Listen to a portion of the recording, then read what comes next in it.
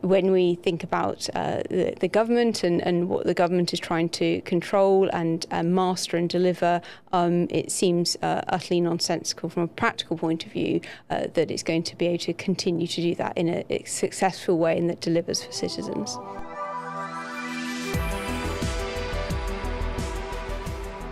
Looking for Growth, or LFG, is a political movement aimed at putting pressure on the government in order to end the decades of decline that we've been experiencing in the UK. We are fed up with low economic growth, stagnant wages, continuous decline in our high streets, to our opportunities. We are the first generation which are going to have the children are going to be worse off than their previous generation. We think this is unacceptable.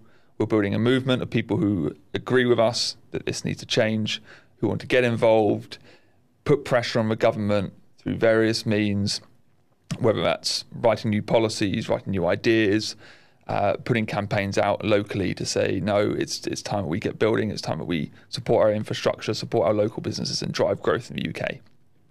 That's what LFG is, and that's what we're aiming to achieve. And this podcast is one of the ways we want to do that. We want to talk to people that care about the UK, whether you're a business or an industry leader, building a startup or delivering a locally growth-focused kind of service or community. The goals of the podcast are kind of to have an honest conversation about the challenges the UK faces, kind of highlight tangible ways, whether policies, products, or processes that could deliver growth and improve the UK, and to bring discussion around new growth, why it matters and how we can deliver it to audiences across the UK. We're going to cover topics such as what growth means and why it's important, what are the low-hanging fruits, what are the industry's opportunities that the UK should be looking at that we currently aren't, how our cultural attitudes towards change affects policies, are we holding on to the past too much, and how to change legacy institutions, and kind of out there and bizarre, crazy ideas by today's standards of what change could look like. We kind of want to shift the consensus a bit. And for our first episode, we're very proud and happy to have Harriet Green on the, well, you're not on the sofa, you're on the armchair, but in the room with us. So thank you so much, Harriet, for joining us today. Thank you so much for having me. It's a real honour and privilege to be here on inaugural podcast, and very excited for the conversation. My name's Harriet Green. I'm the founding partner of Basis Capital, and we exist to invest in founders who are building where the state is failing. That means that we have a pretty broad remit. We look at everything from healthcare and education to housing to energy to bins to space, anything that either is currently run by government or is something that has somehow been touched by government, so perhaps centrally planned or regulated the hell out of. And we think that actually freeing up those sectors and areas of our economy rather than continuing to overplan them and centralise is a better route to go down. And our lens on that is to find people who are reinventing our public services and thinking about what these sectors could look like if reinvented and revived. Like, key question from someone such as myself who was in government. It's so exciting to hear of like an outside body who's trying to take not a fight but like a competition to government. And I guess what I'm really interested in understanding is like your journey to that. Why did you start Basis Capital? What was kind of the desire and drive? Yeah. So how did I come to be here in life? I can't remember a time where I didn't think that government was rubbish, and I was fortunate enough to be sort of brought up in a thinking household where the refrain was that there could be and there was always an option to improve things, and you could be quite heretical in how far you push that in your own mind. And I consider Basis to be my life work. I come to it sort of going, this is going to be the thing I spend the next 40 years doing until they stuff me off in my grave. And I think we probably need that length of time in terms of run-up actually to consider how we augment, change, and completely rethink the fabric of our society. And it is that fundamentally. We've had the best part of a century now where we've centrally planned and we've responded to the horrors that were 2 world wars of the last century with a Keynesian paradigm that has led us to an environment where we are very, very low agency and we're also low growth. And I think we're going to need a generation at least to do something about that. There are some intractable and potentially sort of near impossible elements to how we think about things at basis. If you're looking to reinvent public services, one, you're looking at things where people have already paid, so they've already paid tax. So why is someone going to want to pay twice for bin collection? You've also got the free rider problem if you're dealing with a public service or specifically a public good. We kind of see it as our mission to work out how to think inventively around those things, and we do think that there are solutions and ways forward. But it's no mean feat and no mean task. But it is something that feels exactly where I would like to be and where I'm pleased to be. Why do you think the government hasn't, and I guess the private sector as well, a bit of a two-part question, hasn't been able to deliver those services? I mean, there's a sort of practical answer to that, and there's my answer to it. My answer is that sort of existentially, government can't deliver services that will continue to improve, because for things to improve, for standards to go up, you need competition. And if you have one provider of something, you have the antithesis of competition. You just have a track for stuff getting worse. So is it kind of like a natural thing that, when you create institutions, they're automatically gonna ineluctably become crap? Yes. That's, so it's not a UK specific problem? No, I don't think so. I think it's a Western specific thing, but that's just a function of the kind of time that we're in and the points at which Western governments are at.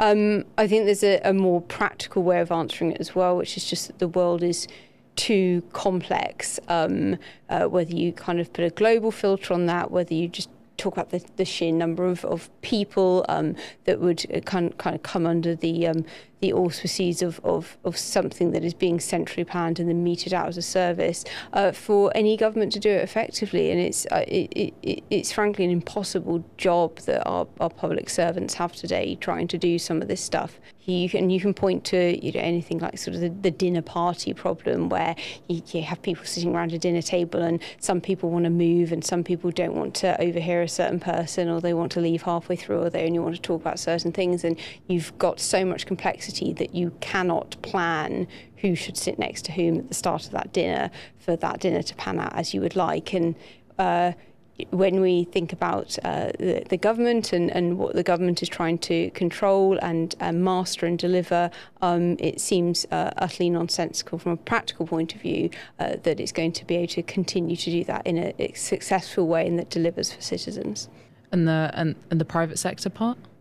I think the issue with the way that the public sector and private sector have kind of interacted to date is that you've kind of had the worst of both worlds. So a good touch point here is when people sort of think that they're looking at privatisation, trains, for example. Well, actually, what you're dealing with there is a scarce resource, which is the track. And if you had true privatisation, anyone could lay any track anywhere if they could get someone to sell them the land. So you've always got these pushes and pulls that actually warp the incentives on both sides. You don't have the full nationalisation of a service, nor do you have red in tooth and claw, a private delivery of something, which obviously comes with its own slings and arrows.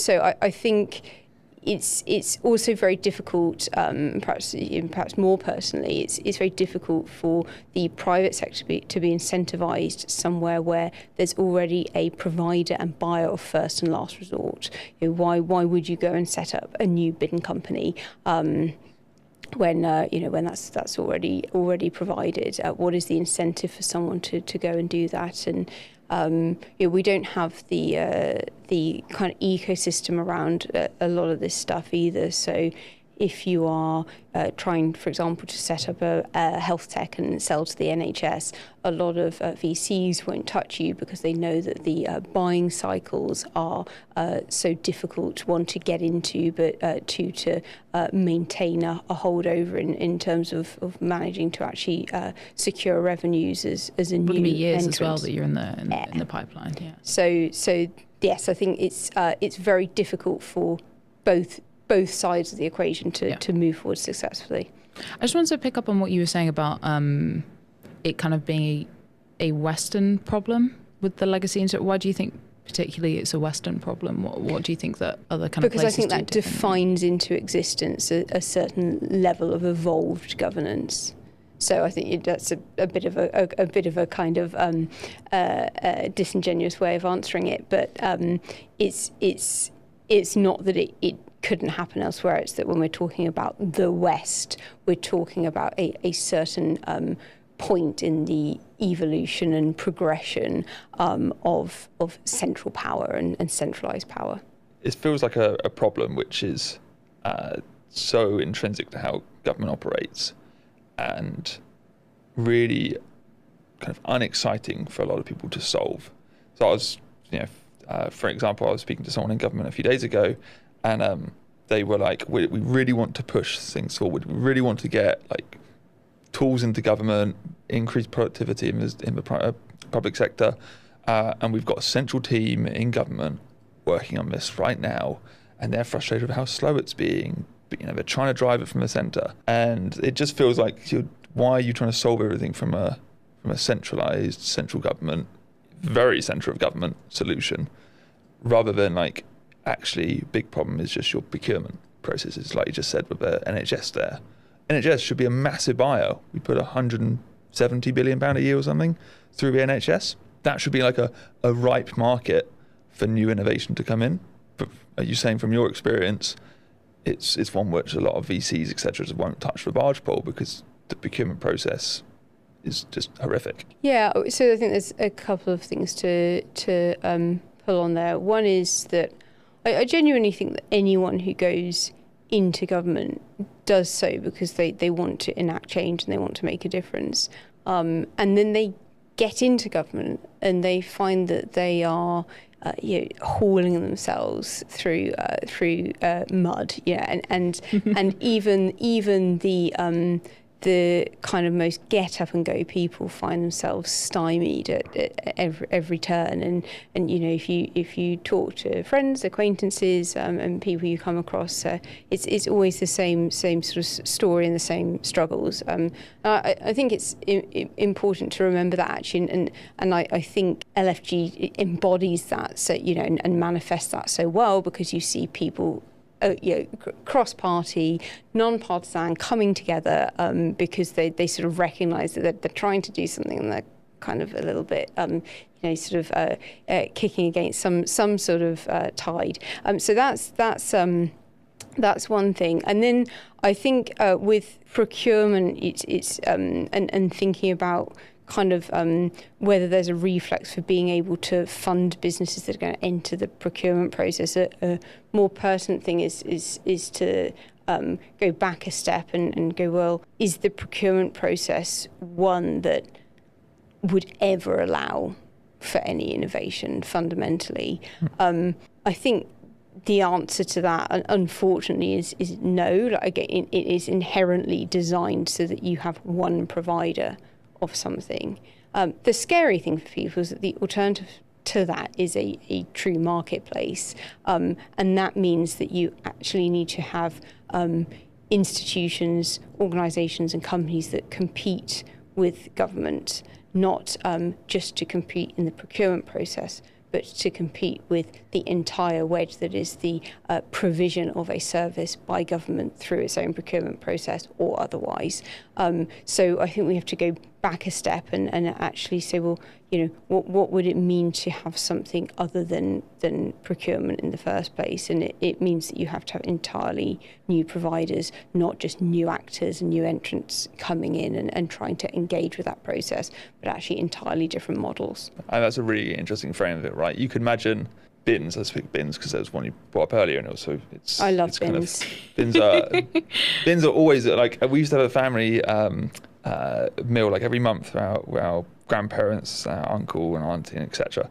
And bins was always one of the like top items after dinner where people would bring up. But you can imagine a scenario, right, where you would have different suppliers who say, well, we'll offer to collect your bins. This is a service we'll give you. We'll do twice weekly collections for this, whatever. We're only going to pick up this type, and then you kind of select which one you want to spend your council tax money towards. Yeah. In your area, and like that's the market, right? Yes, and it's actually a surprising volume of public services do not have at their centre a public good. So air, defence, these are things that are non-excludable and non-rivalrous. Everyone can access them. You can't stop people accessing them, but you can have a situation where a lot of people are using them and only some people are paying for them, so the free rider problem. Bins could just commercialise it. Obviously you have a situation where you put your bins out and you click bins ready to be collected in your little bin app, and then Pete from next door comes out and plonks his bag next to yours, and that's irksome, and he is actually being a free rider, but he's free riding on something that is being paid for, and if you wanted to exclude him, you could do so. I think actually when you break it down, a lot of our public services, there's no reason why there shouldn't be a marketplace where people can have a greater degree of choice and actually say, well, I would like to use this service, and it would work in the same way that we understand any kind of market or commercial decision to work in other parts of our lives.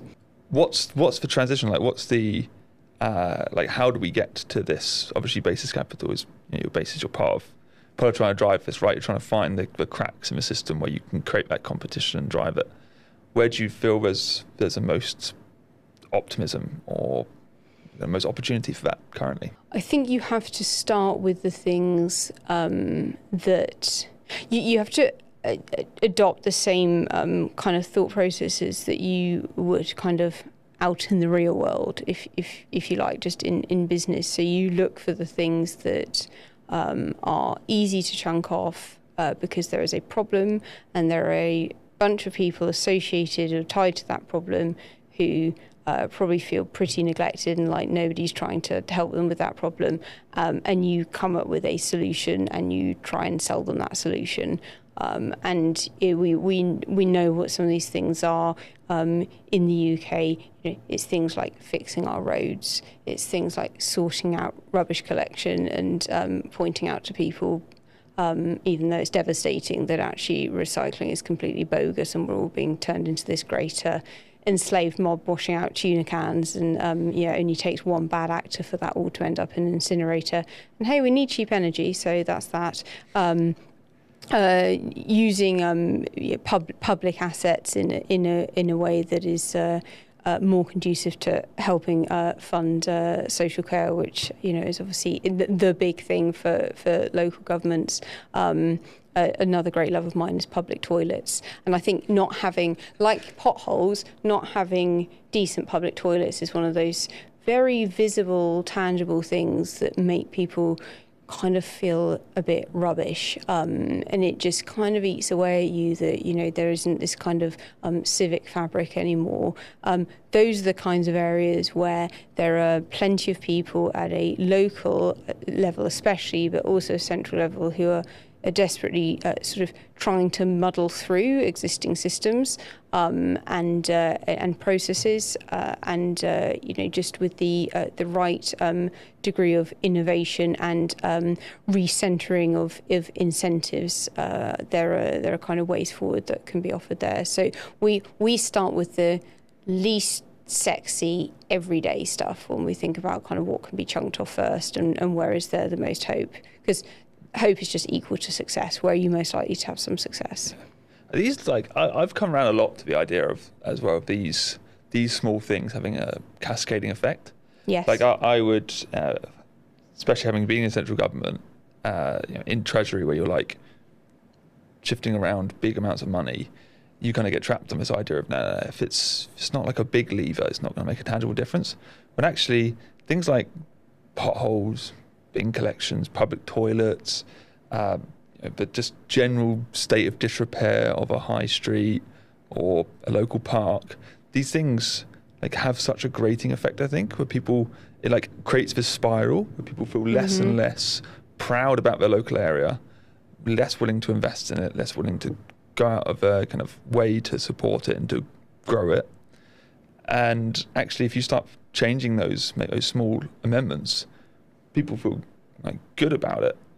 Traveling around the country, going to different chapters and seeing different parts of the country and going, wait a second, why do I feel very different in this area when I do going down to my seaside town where I grew up, which is, old Victorian seaside town, very lovely place, but, it's looking a bit tired.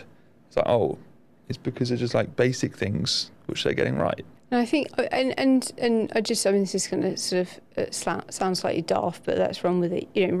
Roads are kind of the case in point there. A road is you have to get on a road to get somewhere. So, if you're in your town centre, then every shop that you see is on a road. If you are in the suburbs, what abuts a road? It's people's homes. What's against the road? It's a pavement, and on the pavement you've got people's rubbish. Also, if people are littering, then that is, on a road. If you've got street furniture, and obviously I think we're all getting a gut full of interesting and slightly aggressive street furniture in this day and age. That signals something to people. If they've got giant, terrifying bits of Duplo being put outside, kind of civic spaces, that is, again, it is a road-related thing, and it tells them something about the place that they live.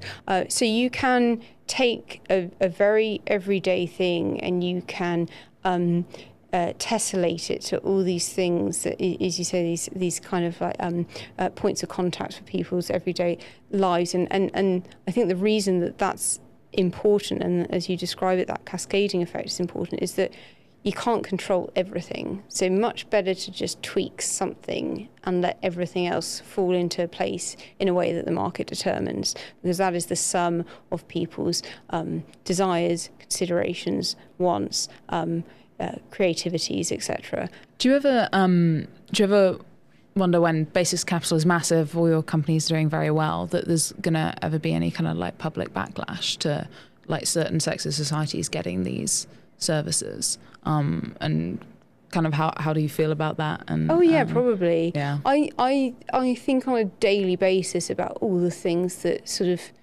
could go wrong, kind of actually go wrong, and then kind of optically go wrong.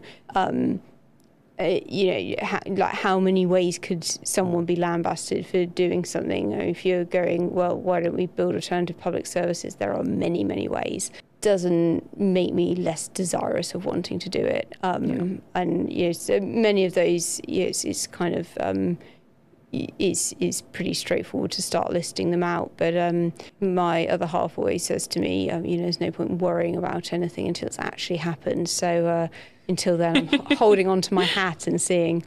There must be a public good desire within you, right? Because if you're basically doing, you're VC, right? But you're VC for GovTech or solutions in the public sector, as opposed to going out there and finding the next unicorn or startup. What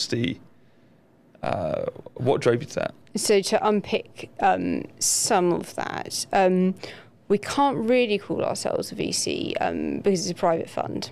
So Bases is just my capital, and which we're deploying to businesses. But actually, that gives us a wonderful kind of blank sheet in many ways, because it means that we're not beholden to LPs who are sitting there and saying, well, you know, these are the side letters you've got and things you can and can't do. There are no stipulations to where we invest. That means that we can go, is this a superb team who are building something that we think should exist? That's it. And you know, you can say, well, you know, that seems like a sort of quasi-charitable endeavour. Maybe it is, but I think we are at a point now where we need a few of us doing that sort of thing, and you know, and there are so many people out there who are kind of sticking their oar in and having a go at something. That's sort of one thing, and then the other thing is that quite a lot of the kinds of businesses that are being invested in by the venture capital community at the moment are kind of augmenting a little bit anyway. Obviously, most obviously in the face of AI, but that means that you're seeing kind of new models and new combinations of software, hardware, and those models as well being blended together, which means that typical litmus that the industry has historically looked at, which is the kind of proprietary nature of software, you know, how much of a moat is a company building around the software that they're creating, is kind of nuancing a little bit, and so there's a lot of openness to looking at different kinds of businesses, which is great for us. We're a really tiny fund, so being able to work with those who've been there, done that, and got the T-shirt and have got more capital available is a real honour, and kind of having some of those conversations unpacking what businesses of the future are going to look like is really interesting, and it means that you've got more capital allocators looking at businesses that actually come within this precinct, can come under the guise of it's kind of like a service that someone might use instead of using this traditional provider of public service. There's also sort of notion in VC of kind of finding an outlier, and then when people think of private equity, kind of further along an investment journey, they think of there not being kind of outliers. They just think of solid returns. But a lot of that I see as a kind of a bit of a mythos. If you look at private equity portfolios, there often are sort of big returners of capital, and we try to take a pretty open-minded approach in terms of the kind of profile of a business, and whether it hits venture scale or not, or whether it's going to be a solid business that might kind of look a bit more like a PE business, but do really well over time, and crucially provide people on the ground with something incredible, is kind of more interest to us. I don't know if that answers your question. I feel I went off on a reverie. No, not at all, not at all. What are your kind of dreams for the UK? Like, what would you want to see? Where do you think we're kind of dropping the ball? Where do you think that, like, we should be more ambitious? And I'm talking like a bit outside of Basis Capital. I kind of want to get to know you a bit more of your worldview and stuff. Yeah, I suppose I have a slightly kind of odd take on that. It kind of summed up. Well, I was talking to an investor friend the other day, and whittering on about politics, and he said it's not the politics that are the problem, it's the people, and that kind of sat uncomfortably for me, because one thing that I'll often put forward is something that I started terming abundant feudalism, and now nobody else says it, but I continue to say it, which is a sort of notion that more and more people work for the state or the dark state. They will pay tax, but often they'll live in housing that's provided by the state, or they'll rely on handouts from the state. And they are, because the state is such a market maker of wages now. They're kind of destined to live in a world where they can only use services provided by the state, whether that's sending their kids to school, whether it's healthcare. And so I didn't really like the idea that, there's people with a problem, that we've all got this kind of attitude issue, and that's what sort of brought us here. But I think one of the things that I've been trying to sort of dig into in my own mind is, well, what is going on? Because we don't have the kind of same attitude that we associate with kind of the war, or even potentially pre-COVID. What was it that meant that people were so ready to accept a tsunami of state intervention and interference in their lives over the COVID period, for example? What has led to that? And I think it perhaps is as simple as just you get to a point where there is so much state that it fundamentally changes how a group of people behave. And the kind of overlay to that for me is that the thing that makes us human is that we not just cooperate, because lots of animals do that, but we have certain qualities to our cooperation. It's also why we can trade with each other and crucially don't need a government to do a lot of this stuff for us. We have the capacity for indirect reciprocity, so we don't need for something to be a direct exchange. We can do something knowing that there could be a delayed reaction that we might not even be a part of, but that's what human cooperation looks like. For most of the time, we've gone about quite merrily using reputation dynamics as a way to build trust and also to know how to act amongst each other. The problem... What do you mean by reputation dynamics? So if you do a bad thing to James, then I think Becca is a real turd. And then it's just like gossiping. It's behavioural, so Okay. it's the way we interact as humans. If we base our decisioning around other humans on their reputation, and this is sort of like that sort of band underneath the Shakespearean understanding of it. You develop a view of someone, and you are constantly augmenting that based on their behaviour, not just towards you but towards others as well. The issue now is that there is so much state in people's lives that oftentimes they get a lot of the things that they need without having to develop a reputation. Because if you just get something facelessly, if you just can go and get an alternative salary, or you can, a food bank would be a poor example, but you can go and fill in a form and get a car, and there is no neck on the line there. There is no sense that you need to continue to do something that other people are aware of in order to continue to get that, or that there might be swings and roundabouts and you've been helped out at this point in time, but later down the line you might help someone else. So I think there is so much state in people's lives now that it has immunised the ability for us to create these reputation and trust dynamics that are fundamental to being human, and that means that we have capped aspiration. There is no need to get better. If everything that you need can be provided by a faceless, form-filling, bureaucratic entity, and you don't know where that money comes from, and you don't know if someone's worked to stick it into the pot so that it can be poorly distributed and funnel back out to you, there is no need for you to aspire to do better, and to want better for yourself. And that is where we have placed a lot of people in this country now. Like, that is what we have resigned our fellow man and our fellow citizen to, that kind of life.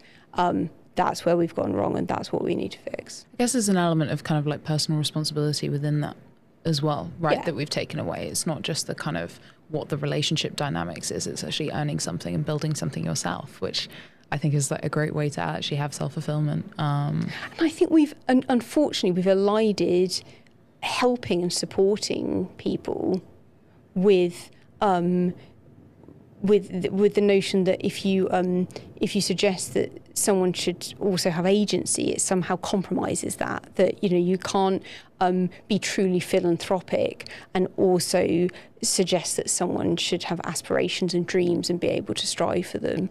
And that feels like a dark place. It's also why I think that having the movement side of LFG is really important, because people can opt into it and they can say, I'm going to grab hold of the agency that I do have and I'm going to be part of something. And yeah, I don't think we have anywhere near enough of that. And you can just see it playing out in everything. We build affordable, not aspirational housing. Yeah. People don't want to live in a Barrett box their entire lives. Like, no, they might want to live in one right now because, practically it's the thing they can move into. They don't want to die in one. And that, but it's, you can see it across everything, and it's sort of laced with this institutionalized nastiness that unfortunately is a kind of a state of play where the state's got as well. So that notion that it's people trying to sort of build an efficiency from the centre, you end up with things like parking machines where you pop in your number plate. Well, that means you can't give your ticket. If you've got 20 minutes left, you can't say to someone, "Hi, do you want a ticket? Here you go." Yeah. So suddenly there's no interaction. There's no moment of kindness, because it's been written out by efficiency and technology, but kind of in a way that doesn't actually improve anything. It actually makes it worse, which is a different point. But to me, it forms this kind of same underbelly that is just, at this point, I think is really getting people down. Do you think it's really strong in the British psyche that we don't like aspiration? Yes, I don't know that it's just us, yeah. But I think we can say that we've switched ourselves off to it. I certainly think in my lifetime, the kind of this sense of pushing oneself has changed, like what that means and what that looks like for like a lifetime has changed. And some of it's just sort of really little things, like the kinds of businesses you might go and work for, or what you might see as the kind of like box ticks for life, and some of them obviously remain kind of fundamental, but I think just the sort of there's a sense of defeatism, I think, but I don't think people recognise it as that necessarily. And of course, once you're up to your eyeballs in debt, and you've got your mortgage and you've got your rubbish job at McKinsey or wherever it is, and you've got your 2 kids and whatnot, then there's not really much optionality at that point. But you are in a kind of late stage Keynesianism. It's not late stage capitalism. It's we're dealing with corporatism here. It's a really interesting point that you raise around like autonomy and agency, and also a big factor I have of LFG, and when I've spoken to people from the chapters, and what kind of really excites me about those is LFG provides a vehicle which they can feel empowered by. Mm-hmm. So they can set up a local chapter and they can find a local issue and people who care about it and feel like they're doing something, and you're not just continuously in this spiral where, as you talk about things getting worse or not feeling like you've got agency to make a difference. And I think you hit it really well at this point of, there's so much deference to the state. When something's wrong in society or something's going wrong in the economy or whatever it is, the first point of call is like, what's government going to do? What's the change here that government's got to do? What's the legislation it's got to pass? What is tax it's got to raise? Or what's the spend it's got to make? Rather than a factor of, okay, well, what is actually the change we can make as a society or that we need to leverage? But it just feels like there's not that feeling in society that there's autonomy or the empowerment to do that. And I think that just keeps rising, right? And this comes back to the point we were making about central government having to feel like it had to run everything from the centre. I think partly because it's not empowering people, but also people below aren't feeling empowered. So you get this issue of the centre says, okay, go off and do this, and then nothing happens because no one feels empowered or has lost the agency to do this stuff, or it's been significantly diminished. So then the centre feel, oh, well, to get it done, we have to now make it all centralised, and then you just get this continuous problem. Yes, and I think crucially there, the thing becomes that you need less state, not more state. And I think the one thing where you kind of have to decide where you come down is, are you an individualist or are you a super individualist?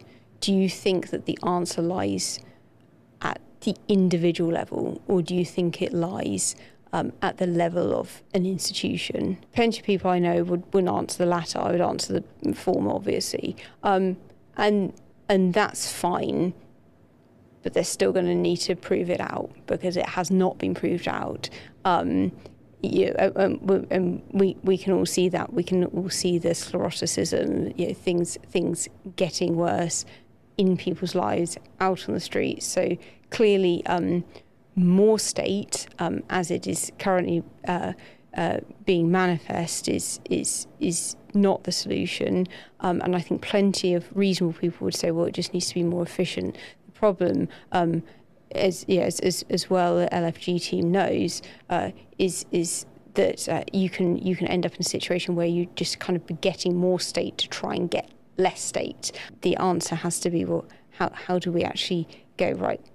How do we diminish this? How do we get that statute down to a fraction of the size of what it was, what it is, sorry, and back to where it was. And again, like even in my lifetime, if you take a sort of 3-decade period, you've had this tremendous expansion of the rules and regs that kind of govern how we operate. And the problem is, again, that's back to that kind of like tiny point, that can you make one small change, and you can kind of invert that and say if somebody is just I don't know, a vet dealing with the rules and average level of rules and regs, or a teacher, so much of their lives now are taken up by navigating rules that actually that autonomy and agency gets quashed, and I think that's a sort of important way to look at it. Just that an average person's sort of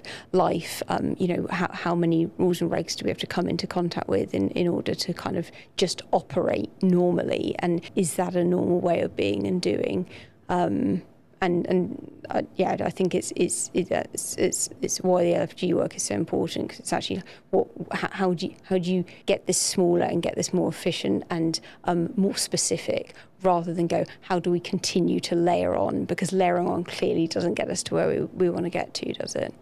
The important thing to resolve around, like, when you go for the argument of reducing state, people naturally get worried that they're going to now lose protections which they had before, because it's become this level of reliance, as you say, or involvement. They're getting payments, they're getting services provided, etc.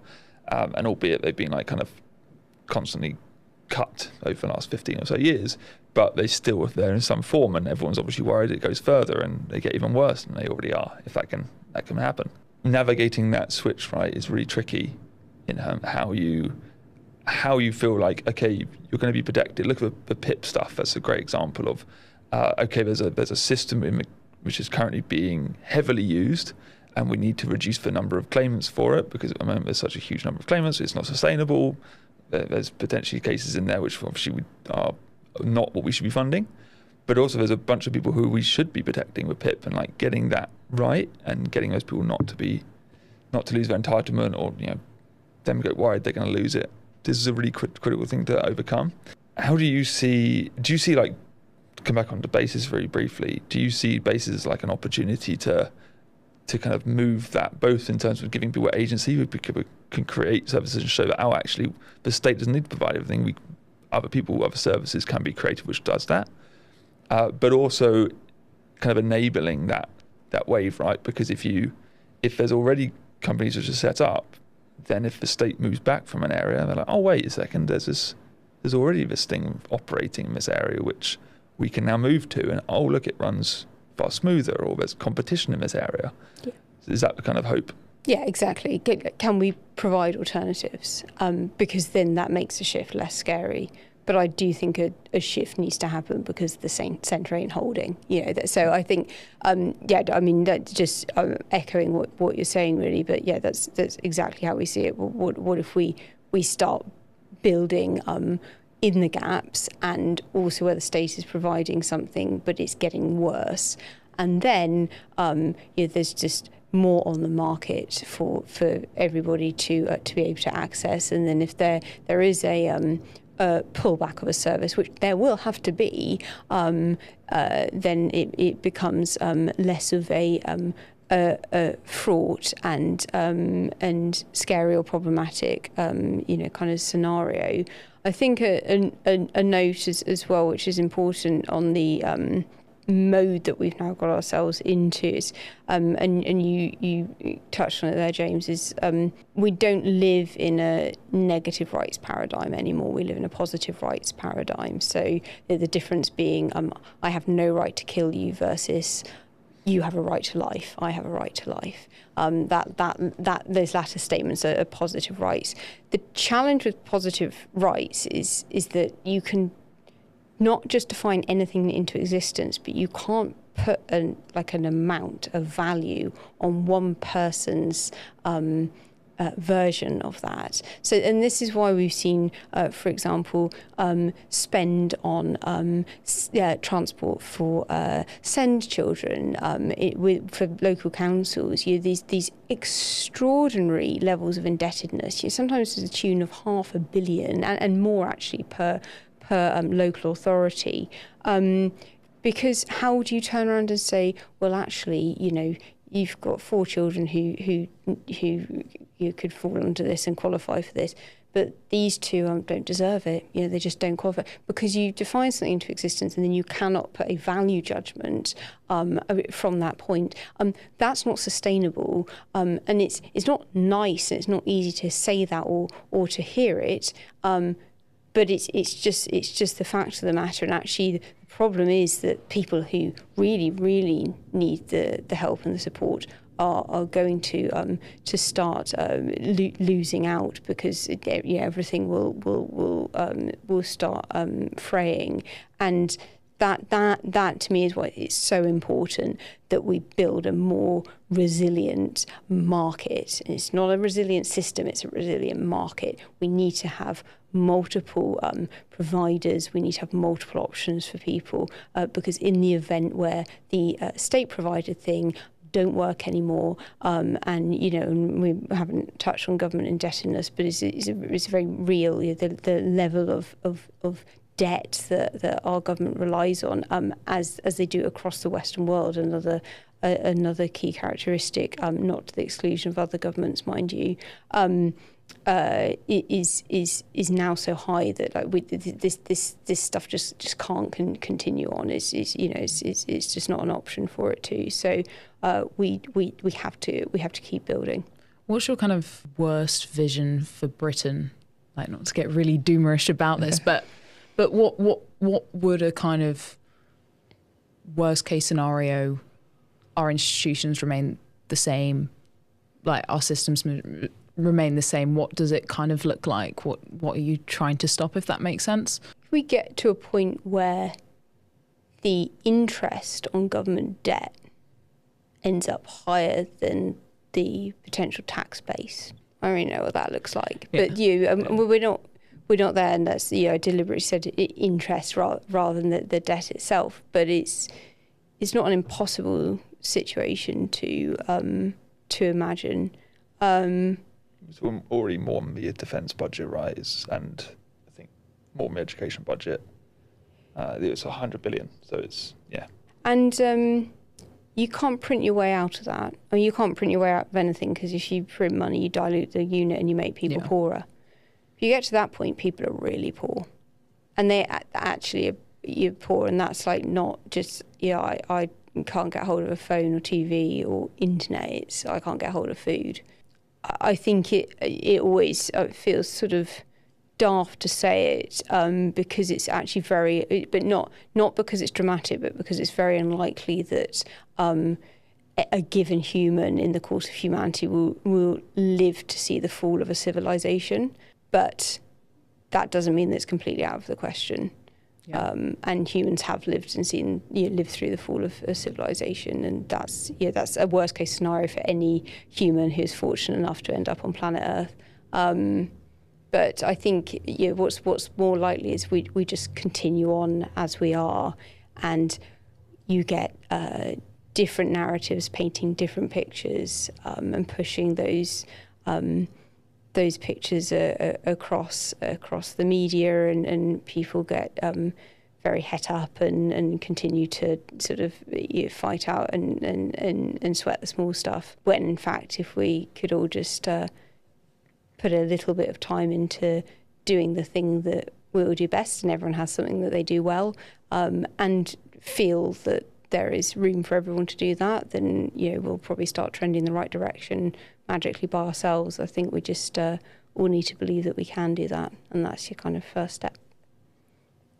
You first got involved with LFG and our second event, right, in March, all the way our big back in policy March. event. Yeah. You came on stage and gave a rousing speech to our crowd of 200, and now the next event we're going to do with you is the hackathon in June, the LFG Basis Capital Hackathon. Yeah. I'm actually speaking at your June 10th event, so that's exciting for everyone. I'm out of date. But 28th and 29th of June, we are doing a hackathon, LFG and Basis together in London. There's going to be over 100 competitors. We're coming together to outcompete the state. It's going to be very exciting. It's going to look and feel and likely smell like any other hackathon. But our streams and our focus are to build better than the state is currently managing to do.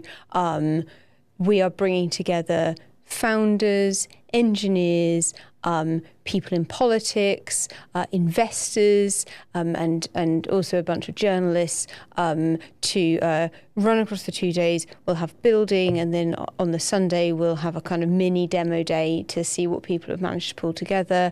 We've already got a really exciting, rousing and kind of compelling Discord channel going, so we can already see people starting to riff on ideas and come up with things that they're going to be looking at. But we'll be tackling everything from health span to housing, crime to schools, if you are interested in participating, we'd absolutely love to have you there. You can sign up via the LFG website, look across socials as well, same on the Basis website. Or if you are interested in attending as an audience member when we do those demos, we'd also love to have you there. Then it should be a really exciting event, can't wait to get stuck in. I will be going to bed on the Saturday, but there is the option not to go to bed. But yeah, 48 hours, right? And if you're hardcore, you don't sleep. You just Red Bull it up, and not that that's advised for health reasons. No, but it is an age thing, James. But there's an age thing and there's a cut-off, and I am unfortunately over the cut-off. Yeah, I may just be awake anyway because my son doesn't like sleeping at the moment. So I might not be doing the coding, but I'll be with him in spirit. Yeah. And thank you so much. Looking forward to it. It's going to be a great night. Please do look on the LFG website or the Basis website. We'll also be announcing some really exciting speakers and judges as well. So keep an eye out for that as well. I think there's a final question, don't you want to ask, Becca, or you want to ask everyone? Yeah, what's like a crazy idea for growth that you have? Quite broad. Be a policy, could be a blip. What was it, the theme park on the... that was your theme park on the...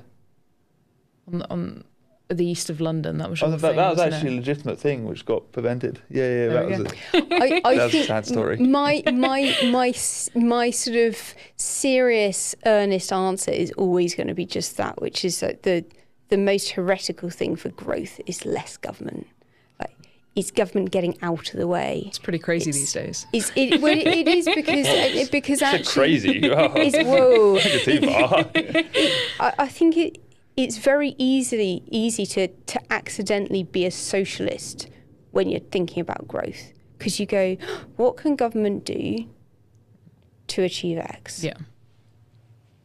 Growth is a thing that happens when you don't centrally plan stuff. Like we know what happens if you do too much central planning. Millions of people die. That's what happens. Growth is the thing that happens when government and central planners get out of the way of individuals who go and they use their skills and their ingenuity to do things that we can't even predict.